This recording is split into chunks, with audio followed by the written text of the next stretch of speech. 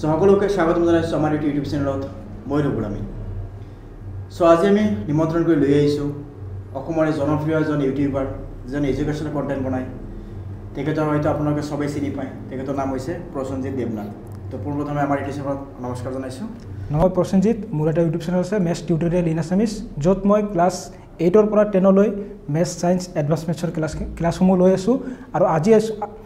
আৰু আজি আহিছোঁ মোৰ বন্ধু ৰবুল আমিনৰ মানে ষ্টুডিঅ'ত আৰু তেখেতে এটা ইণ্টাৰভিউ ল'ম বুলি কৈছে তে কি সোধে চাওঁ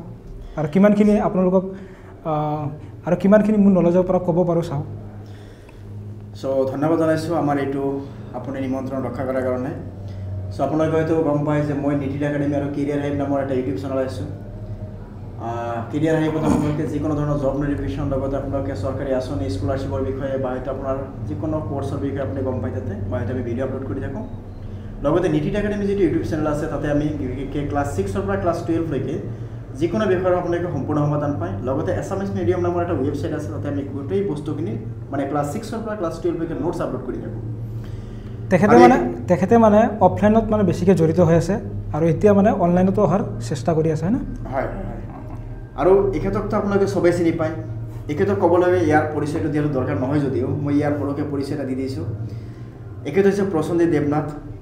ইয়াৰ এটা ইউটিউব চেনেল আছে মেথছ টিউটৰিয়েল ইন আছামিজ বুলি আৰু আমি ক'বলৈ গ'লে অসমৰ ভিতৰত ফাৰ্ষ্ট 100K ছাবস্ক্ৰাইবাৰ থকা এডুকেশ্যনেল চেনেল ক'বলৈ গ'লে প্ৰসেনজিৎৰে হয় যাৰ নামটো হৈছে কি যে মেথছ টিউটৰিয়েল ইন আছামিজ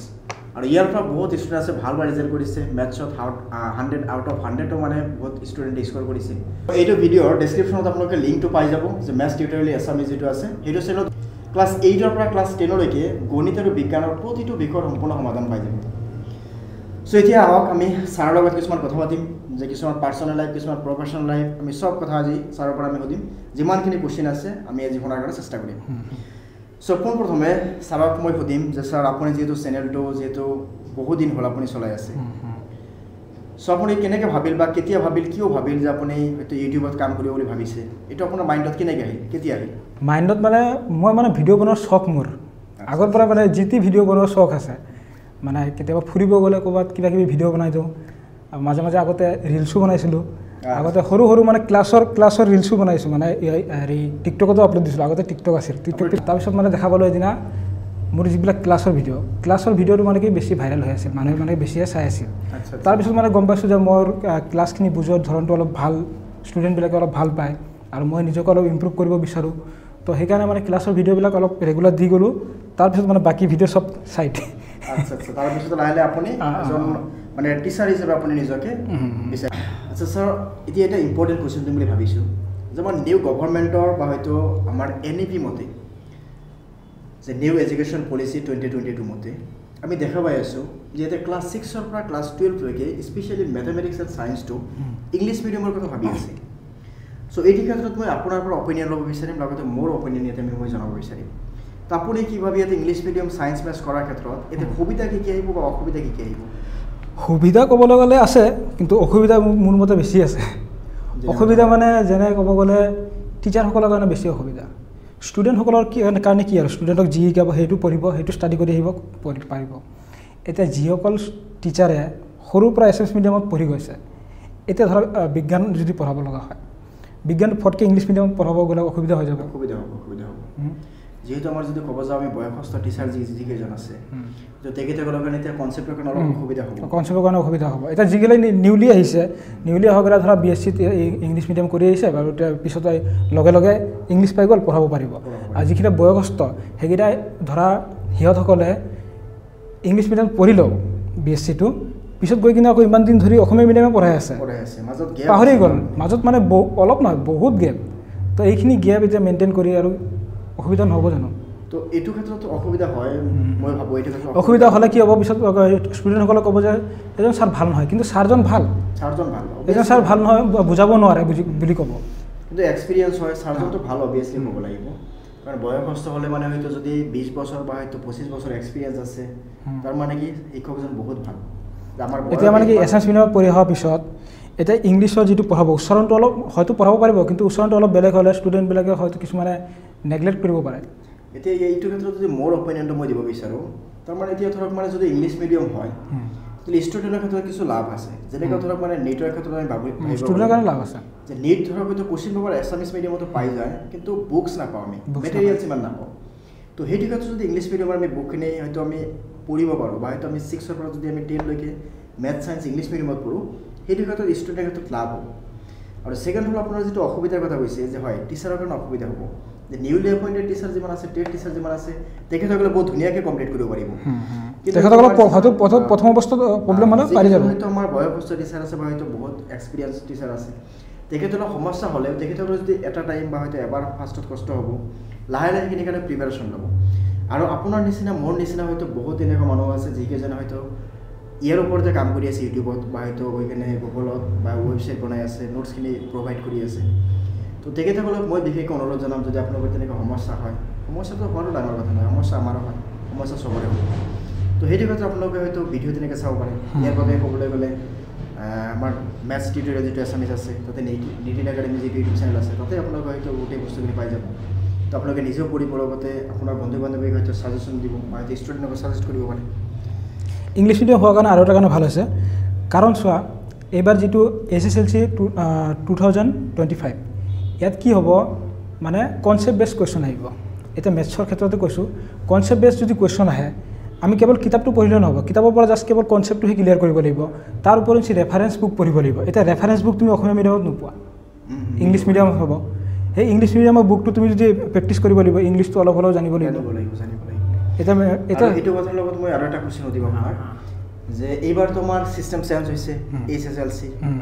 মানে ধৰক এতিয়া আগতে কি আছিল যে 6টা ছাবজেক্টৰ আমাৰ 4টা ছাবজেক্টত কি আছিল MCQ আছিল MCQৰ কুৱেশ্যন নাম্বাৰ চেম আছিল এতিয়াতো চিৰিজ ৱাইজ আহিব ABCD আৰু ইয়াতে গৈ কিনে ধৰক মানে ষ্টুডেণ্টৰ ইণ্ডিভিজুৱেল চাগে পাছ কৰিব লাগিব মানে MCQটো পাছ কৰিব লাগিব থিয়ৰিটো পাছ কৰিব লাগিব তো 4টা MCQ সেই 4টা MCQৰ থিয়ৰি পেপাৰ তাৰমানে ছেপাৰেটলি আকৌ এছামিছ আকৌ ইলেক্টিভ ক'বলৈ গ'লে 10টা ছাবজেক্টত ইণ্ডিভিজুৱেলি পাছ কৰিব লাগিব তো সেই হিচাপত চাবলৈ গ'লে এইবাৰ ধৰক মানে মোটামুটি কিমান পাৰ্চেণ্ট আছিল 75% চাগে আছিল তো সেই হিচাপত চাবলৈ গ'লে নেক্সট ইয়াৰ যদি আমি চাম নেক্সট ইয়াৰটো পাৰ্চেণ্টেজটো কমি আহিব পাছিং পাৰ্চেণ্টেজ কমি আহিব ষ্টুডেণ্টৰ ভাল ষ্টুডেণ্টৰ কাৰণে হয়তো ভাল হ'ব অলপ মানে দুৰ্বল ষ্টুডেণ্টৰ কাৰণে হয়তো বেয়া হ'ব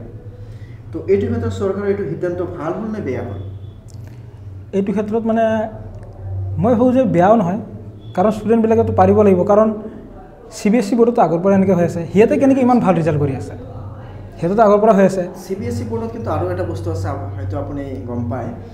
তাতে কি আছে আমি যেনেকৈ 11 12 যেনেকৈ আমাৰ হেৰি থাকে 4th ছাবজেক্ট থাকে তাতে কিন্তু এটা 4th ছাবজেক্ট থাকে কিন্তু আমাৰ ইয়াতে 4th ছাবজেক্টৰ অপশ্যনটো নাই তেতিয়াহ'লে ষ্টুডেণ্টে 6টা ছাবজেক্টৰ ভিতৰত 6টা ছাবজেক্ট ষ্টুডেণ্টে ভাল এটা ফলাফল দেখুৱাব লাগিব তো ইয়াতে আমাৰ অসম গভৰ্ণমেণ্টৰ পৰা বা হয়তো NCERTৰ পৰা ইয়াতে 4th ছাবজেক্টটো দিয়াৰ দৰকাৰ আছে নেকি যিহেতু সেৱাই CBSE বোৰ্ডক যদি ফ'ল' কৰিছে যদি সেইটো বোৰ্ডক ফ'ল' কৰিছে তেতিয়াহ'লে এইটো দিব লাগিব মই ভাবোঁ দিয়াটো দৰকাৰ এইটো হয় যে ধৰক যদি ফ'ল' কৰিছে ষ্টুডেণ্টৰ ইণ্ডিভিজুৱেলি পাছ কৰিবলৈ 10টা ছাবজেক্টত বাই চান্স যদি MCQ কমন নপৰে তেতিয়াহ'লে নাই কমনটো এনেও নপৰে কমন কাৰণ কনচেপ্ট বেছ যিহেতু কৈ দিছে কমন নপৰেও তেন্তে কমন নপৰিলে বা হয়তো ষ্টুডেণ্টে যদি কুৱেশ্যনখিনি এটেম্প কৰিব নোৱাৰে ঠিক ঠাকভাৱে গোটেই কিতাপটো ক্লিয়াৰ হৈ গ'লে বাকী ৰেফাৰেঞ্চ নাচালেও হ'ব কাৰণ কিতাপৰ দৰেতো ছেম কুৱেশ্যন আহিব বেলেগ কুৱেশ্যন নাই কিন্তু ধৰক মানে এতিয়া আমি যেতিয়া হয়তো ডেছক্ৰিপটিভ হৈ কুৱেশ্যন ছল্ভ কৰোঁ তাতে ধৰক মানে গৈ কিনে এনেকুৱা এটা বস্তু দেখা পাওঁ যে যদি তাতে আমি এনেকুৱা হয় যে কুৱেশ্যনৰ আমি আধাখিনি এনচাৰ লিখোঁ তোমাৰ ষ্টেপ মাৰ্ক এটা দিয়া হয় আধাখিনি নাম্বাৰে দিয়া হয় কিন্তু ইয়াতেতো ষ্টেপ মাৰ্ক নিদিব MCQ যিহেতু MCQটো 45 যদি শুদ্ধ কৰিব যদি ভুল কৰে তেতিয়াহ'লে 0 আহি যাব ষ্টেপ মাৰ্ক নাই সেইটো হয়তো ষ্টুডেণ্টৰ মাৰ্কখিনি কমি আহিব যদি ষ্টুডেণ্ট হয়তো দুৰ্বল ষ্টুডেণ্টৰ কথা কৈছোঁ বিশেষকৈ ভাল ষ্টুডেণ্টটো অলৱেজ ভাল ৰিজাল্ট কৰিবই MCQত 45 কথা কৈছোঁ আমি তো সেই ক্ষেত্ৰত ষ্টুডেণ্টতো পাৰ্চেণ্টেজ তেতিয়াহ'লে কমি আহিব তো আল্টিমেটলি গৈ কিনে যদি আমি এনেকুৱা হৈ যায় তেতিয়াহ'লে গভৰ্ণমেণ্টৰ পৰা চাবলৈ গ'লে আমাৰ পাছিং পাৰ্চেণ্টেজ কমি গ'লে আল্টিমেটলি আমাৰ লিটাৰেচি যিটো আমাৰ পাৰ্চেণ্টেজ সাক্ষৰতাৰ হাৰ যিটো আছে সেইটো কমি আহিব তেতিয়াহ'লে আল্টিমেটলি গৈ কিনে আমি বাকী ষ্টেটৰ যেতিয়া আহিব সেই ষ্টেটৰ তুলনাত যদি আমাৰ মাৰ্কটো কমি আহে তেতিয়াহ'লে সেইটো ক্ষেত্ৰত আমি এটা সমস্যাৰ সন্মুখীন হ'ম না নাই লাজ পাম না নাই বেলেগ ষ্টেটৰ আগত লাজ পাম না নাই সিহঁতৰ সেইটো কথা চেবাই ভাবিব লাগিব সেইটো ক্ষেত্ৰত সবাই ভাবিব লাগিব বুলি ভাবিব লাগিব মই এইটো কৈছোঁ যে যদি CBSE বোৰ্ডক যদি ফ'ল' কৰিছে তেতিয়াহ'লে CBSE বোৰ্ডৰ দৰে কৰিব লাগিব হয়তো তুমি যিটো কৈছা কি বুলি কয় 4 ছাবজেক্ট এটা থাকিব লাগে 4 ছাবজেক্ট এটা থাকিব লাগিব তেতিয়াহ'লে হয়তো যিটো মাৰ্ক কমি যায় সেইটো 4 ছাবজেক্ট হৈ গ'ল কোনো কথা নাই এইটো ক্ষেত্ৰত যদি আপুনি ভিডিঅ'টো চাই আছে আপুনি নিজৰ অপিনিয়নটো জনাব কমেণ্টত জনাই দিব যে আপুনি কি ভাবি আছে আমি যেনেকৈ ভাবি আছোঁ তেনেকৈ আপুনি ভাবি আছে আৰু মেথছৰ ক্ষেত্ৰত তোমালোক যদি ষ্টুডেণ্টে চাই আছে মেথছৰ ক্ষেত্ৰত তোমালোকে ৰেফাৰেঞ্চ বুক আৰ্টিষ্ট সময়তো চাব পাৰা তোমালোকে ডাইৰেক্ট ৰেফাৰেঞ্চ বুক নাচাবা মই কৈছোঁ বুলি তোমালোকে নাচাবা তোমালোকে প্ৰথমতে মেইন বুকটো ক্লিয়াৰ কৰা মেইন বুকৰ কনচেপ্ট ক্লিয়াৰ কৰা যদি কনচেপ্ট ক্লিয়াৰ হৈছে তেতিয়াহ'লে তোমালোকে প্ৰেক্টিছৰ কাৰণে চাবা সেইটো কেৱল প্ৰেক্টিছৰ কাৰণে তোমালোকৰ যদি মেইন বুক ক্লিয়াৰ হোৱা নাই প্ৰেক্টিছ কৰিব নালাগে এক্সট্ৰাকৈ মেইন বুকে তোমালোকে প্ৰেক্টিছ কৰা এইটো যে কনচেপ্ট নাহিলেতো ডাউট কি থাকিব ডাউট কি থাকিব আগতে চিলেবাছটো কমপ্লিট কৰিব লাগিব এটা এটাকৈ চেপ্টাৰ লৈ কমপ্লিট কৰা তাৰপিছত MCQ চাই থাকা মইতো চেপ্টাৰ যে কিবা সমস্যা আছে তেতিয়াহ'লে ইউটিউবত আজিকালি চব পাই যায় আৰু ৰেফাৰেঞ্চৰ কাৰণে যদি আৰ.ডি. শৰ্মা কিতাপটো কিনে তেতিয়াহ'লে বেলেগ একো কিনিব নালাগে তাত কাৰণ আৰ.ডি. শৰ্মা কিতাপটোত ইমান কুৱেশ্যন ভৰ্তি আছে কৰি শেষ কৰিবই নোৱাৰিব যিহেতু আমি দুইজনে বিশেষকৈ ক'বলৈ গ'লে ময়ো মেথমেটিক্সৰ মানুহ হয় আপুনি মেথমেটিক্সৰ মানুহ হয় তো সেই হিচাপত ষ্টুডেণ্টে যাতে মেথমেটিক্সত ভাল এটা স্ক'ৰ কৰিব পাৰে 100 আউট অফ 100 যে কেনেকৈ স্ক'ৰ কৰিব পাৰে সেই ক্ষেত্ৰত আপুনি কেনেকৈ ষ্টুডেণ্টক হয়তো পঢ়াৰ কাৰণে আপুনি আইডিয়া দিব বা ছাজেশ্যন কৰিব বা এডভাইচ দিব এডভাইচ মানে মই এটা ভিডিঅ' বনাইছিলোঁ মানে গণিতত পাৰ্গত হ'বলৈ 3টা মূল মন্ত্ৰ সেই ভিডিঅ'টো যদি তোমালোকে চোৱা মেথছত তোমালোকে পাৰ্গত হ'বাই তাতে মই তোমালোকৰ লগত 3টা মূল মন্ত্ৰ শ্বেয়াৰ কৰিছোঁ ভিডিঅ' লিংক ডেছক্ৰিপশ্যনত দি দিম আৰু 3টা মূল মন্ত্ৰৰ বিষয়ে মই অলপ জাষ্ট কৈ দিওঁ চমুকৈ মানে প্ৰথমটো হৈ গ'ল আমাৰ ষ্টাৰ্ট উইথ দ্য বেছিক জানিবই লাগিব বেছিক ক্লিয়াৰ থাকিলে টেনশ্যন নাই তাৰপিছত কনচেপ্টবোৰ আমি ভিজুৱেলাইজ কৰিব লাগিব মানে কল্পনা কৰিব ইমাজিনেশ্যন আহিব লাগিব তাৰপিছত প্ৰেক্টিছ আমি যিমানে প্ৰেক্টিছ কৰিম মেথমেটিক্সত ক'বলৈ গ'লে প্ৰেক্টিছেই মেইন প্ৰেক্টিছ নকৰিলে একো নহয় ঠিক আছে প্ৰেক্টিছ নকৰিলে তুমি যিমান শিকিছা পঢ়িছা কনচেপ্ট ক্লিয়াৰ কৰিছা চব বেকাৰ যাব বহুত বেয়া লাগি আছে যে ছাৰক ইমান গৰমত মাতি আনি ষ্টুডেণ্ট বহাই ৰাখিছোঁ এতিয়া মানে গৰমত ছাৰেও ঘামি আছে ময়ো ঘামি আছোঁ অৱস্থা একো নাই মই যেতিয়া ক্লাছ কৰোঁ ফেন চেন অফ কৰি ইমানকেইটা লাইট জ্বলাই তাৰপিছত ময়ো ক্লাছ কৰোঁ তাতো মই ঘামি চামি ক্লাছ কৰি থাকোঁ উপায় নাই আৰু কি কৰিম নয়েছ আহে যিহেতু এইখিনিতে মই এটা কুৱেশ্যন ৰিলেট কৰিব বিচাৰোঁ যে বহুত ক্ষেত্ৰত দেখা যায় যে নতুন নতুনকৈ হয়তো আমাৰ ক্ৰিয়েটৰ বহুত ওলাই আহে হয়তো ইউটিউবৰ বহুত কাম কৰিব বুলি এইটো বহুত এটা মটিভেশ্যন লৈ আহে কিন্তু কেইদিনমান কাম কৰাৰ পিছত 20টা 30টা 40টা 50টা ভিডিঅ' বনালে ভিডিঅ'ত ইমান এটা ৰেছপন্স নাই মানে ভিউ নাহে নেগেটিভ কমেণ্ট আহে ক্ষেত্ৰত বা নেগেটিভ কমেণ্ট আহে সেইটো ক্ষেত্ৰত মানে সেইজন ক্ৰিয়েটৰে ডিম'টিভেট হৈ কিনে সেইজন মটিভেটৰ মানে সেইজন ক্ৰিয়েটৰৰ যিমান টেলেণ্ট আছে সেই টেলেণ্টখিনি শ্ব' কৰিব নোৱাৰে তো সেই ক্ষেত্ৰত আপুনি তেনেকুৱা ক্ৰিয়েটৰক কেনেকৈ মটিভেট কৰিব সেই ক্ষেত্ৰত মানে এতিয়া চোৱা প্ৰথম অৱস্থাত চবেই কিবা কিবি ক'বই নেগলেক্ট কৰিবই প্ৰথম অৱস্থাত হাঁহিব মানুহে সেইটো বুলি ডিম'টিভেট হ'লে নহ'ব নিজে নিজক মটিভেট কৰক কাৰণ মই মোক নিজে মটিভেট কৰি ৰাখোঁ ডিম'টিভেট হৈ গ'লে মই অলপ ফুৰি আহোঁ এনজয় কৰি আহোঁ কিন্তু ডিম'টিভেট হ'ব নিদিওঁ নিজক কাৰণ চোৱা বেয়া কমেণ্টটো প্ৰথম অৱস্থাত আহিবই মোৰো আহিছিল বেয়া কমেণ্ট পঢ়াব নাজানো কিয় পঢ়াই আছ অমুক তমুক কিবা কিবি তাৰপিছত মই সিহঁতক ৰিপ্লাই দিয়া নাই কাৰণ প্ৰথম অৱস্থাত বেয়া লাগিলেও কি হ'ব মই সেইবিলাক কি কৰোঁ ডিলিট কৰি দিওঁ প্ৰথম অৱস্থাত যদি বেয়া কমেণ্ট আহিছে ডিলিট কৰি দিবা সেইটো শ্ব' নহ'ব তুমিও নাচাবা বেয়া নালাগিব ভাবিবা যে অহাই নাই বুলি ভাবিবা যদি ভাবা যে বেয়া কমেণ্ট আহিছে মোৰ ভিডিঅ' চাগে ভাল নহয় প্ৰথম অৱস্থাত কাৰ ভিডিঅ' ভাল হয় চবৰে বেয়াই হয় লাহে লাহে ভাল হয় কথাটো নেগেটিভ কমেণ্ট আহিলে যদি ভিডিঅ'টো ভাল হোৱা নাই তেতিয়াহ'লে ভাবিব লাগিব যে মই ভিডিঅ'টো ইম্প্ৰুভ কৰিব লাগিব আৰু ইম্প্ৰুভ কৰাৰ কাৰণে চেষ্টা কৰিব লাগিব মানুহে নেগেটিভ কিবা ক'লে ভালহে কিবা এটা শিকিব পাৰিবা তাৰ পৰা হয়তো যিটো কৈছে ভাবিবা যে মোৰ এইটো চাগে মোক ভাল হোৱা নাই আৰু অলপ ভাল কৰিব লাগিব তো মইতো সেইটো ভাবিছোঁ মোক আগতে বহুতে কৈছিলে এনেকৈ পঢ়ালে কাম হয় নেকি এনেকৈ পঢ়াই নেকি এনেকৈ পঢ়াব লাগে তো তাৰ পৰা মই আইডিয়া পাইছোঁ যে এনেকৈ পঢ়াব লাগিব হয়তো এনেকৈ চাগে সিহঁতে ভাল পায় তো তাৰ পৰা মই এনেকৈ কৰি আছোঁ আচ্ছা এটা যদি কাম কৰা যায় ধৰক মানে আমি চাপ'জ যিমান ইউটিউবাৰ আছোঁ ধৰক আপুনি মেথছৰ আছে মই মেথছৰ আছোঁ কোনোবা ছায়েন্সৰ আছে কোনোবা ইংলিছৰ আছে এনেকৈ আমি যদি টিম হৈ কিনে যদি এটা মানে হেৰি কৰোঁ যে অনলাইন কোচিং চেণ্টাৰ ব্যৱস্থা কৰোঁ ষ্টুডেণ্টৰ পৰা ন্যূনতম এটা ফিজ লৈ কিনে হয়তো আমাৰ কাৰণে কেনেকুৱা হ'ব বা হয়তো তেনেকুৱা ফিউচাৰ কেনেকুৱা হ'ব ষ্টুডেণ্টৰ লাভ হ'ব নাই ষ্টুডেণ্টৰতো লাভ হ'ব কিন্তু মই ভাবোঁ মানে আজিকালি এনেকুৱা হৈছে এতিয়া ধৰা কোৰ্চ বনাব ঠিক আছে তাৰপিছত কোৰ্চখিনি কিনিব নিবিচাৰে মানে শিক্ষাৰ ক্ষেত্ৰত মই দেখা পাইছোঁ পেৰেণ্টছে হওক বা ষ্টুডেণ্টবিলাকেও হওক তো এই শিক্ষাৰ ক্ষেত্ৰত মই দেখা পাইছোঁ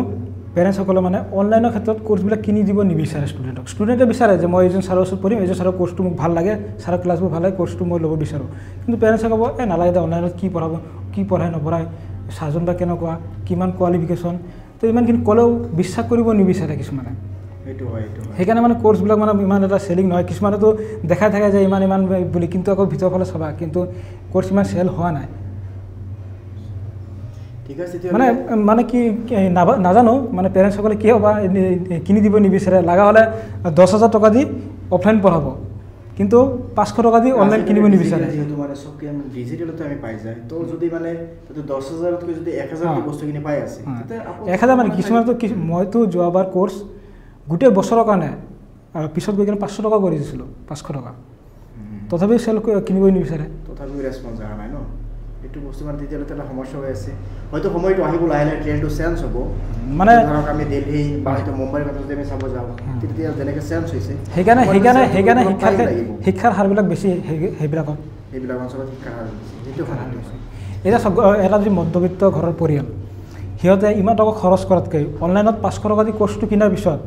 যেতিয়াই ইচ্ছা তেতিয়াই ক্লাছ চাব পাৰিব, যেতিয়া মন যায়, যেতিয়াই ডাউট তেতিয়াই চাব পাৰিব। কিন্তু অফলাইনত আজি ক্লাছটো গ'ল, এইটো কালি সুধিব লাগিব 1 ঘণ্টা, তাৰপিছত আৰু এইটো নাপায়।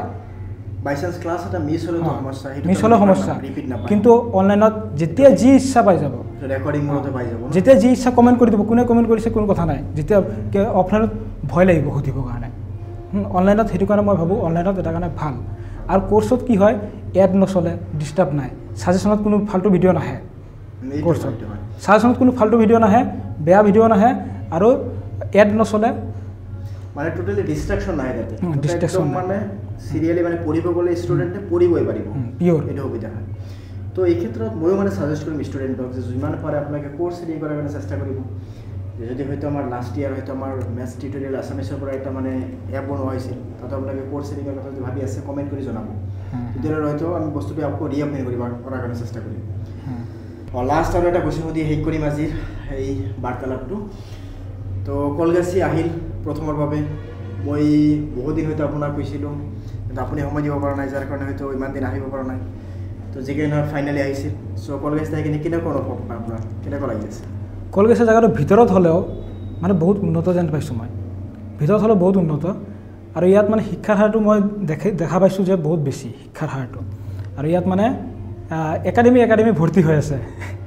মানে চাৰিওফালে একাডেমি। ইয়াতে একাডেমি ক'বলৈ গ'লে 50টাৰ ওপৰত প্ৰাইভেট ছেক্টৰৰ একাডেমি আছে। মানে এনেকুৱা আমি ক'বলৈ গ'লে লয়াৰ আছামৰ ভিতৰত এডুকেশ্যনেল হাব এটা। ইয়াতে আপুনি এছামিছ মিডিয়াম হওক, ইংলিছ মিডিয়াম হওক, ছায়েন্স হওক, আৰ্টছ হওক, কমাৰ্চ হওক, লগতে আপুনি যদি ভাবি যায় BSc নাৰ্ছিং কৰিম, GNM কৰিম, ENM কৰিম, চবখিনি এভেইলেবল আছে। চব আছে, যিমান আশে পাশে যিমান একাডেমি আছে, এই গোটেই একাডেমিৰ পৰা ক'বলৈ গ'লে এটলিষ্ট এটা বছৰতে 40ৰ পৰা 50টা MBBS মেডিকেলত ছিট পায় প্ৰতি বছৰতে। মানে যিমানখিনি একাডেমি আছে চবকেইটা মিলাই কিনে সেইটো ক্ষেত্ৰত ক'বলৈ গ'লে বহুত আগবাঢ়া আছে আমাৰ ইয়াতে। চ' আপুনি আৰু যদি হয়তো ঘূৰিব বিচাৰে তেতিয়াহ'লে গোটেইখিনি হয়তো আপোনাক দেখাম, চাওঁ আৰু কিমান টাইম ফুৰিব পাৰোঁ, দেখুৱাব জেগাখিনি, এক্সপ্ল'ৰ কৰিম। এটা ব্লগ এটা বনাইছোঁ, চাব। ঠিক আছে, তো আজিৰ বাবে এইখিনি ৰাখিছোঁ। আমি আকৌ কেতিয়াবা লগ পাম, ভিডিঅ' বনাম। আপোনালোকৰ কেনেকুৱা ধৰণৰ কুৱেশ্যন থাকে এই কুৱেশ্যনখিনি কমেণ্টত জনাব, সেই কমেণ্টৰ ওপৰত গৈ কিনে আকৌ নেক্সট এটা ভিডিঅ' বনাম। চ' আজিৰ বাবে এইখিনি ৰাখিছোঁ।